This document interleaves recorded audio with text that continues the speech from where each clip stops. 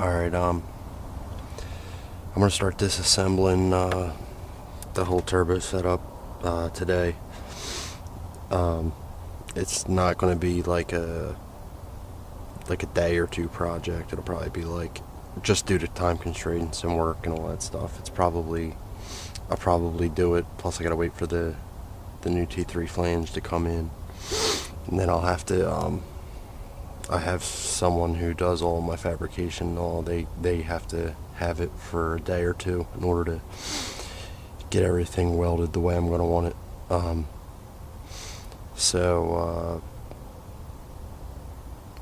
just I'm going to try the head mount again, see how it works, but I'll post the videos, day by day with the head mount, just to so everyone can see the progress and all that stuff. Pretty much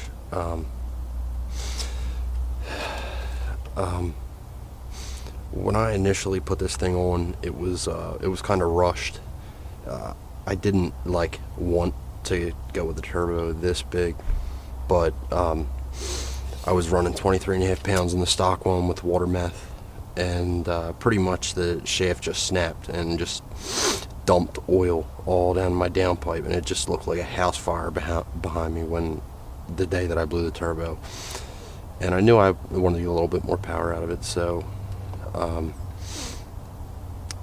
was like, screw it, why would I go with a turbo setup that's only good to say 250, maybe can be pushed a little bit more than that, when once I get there, it's you're going to want to keep going. So me not knowing, not having a lot of knowledge or background in turbos or anything like that, decided to go with a GTX 3071R.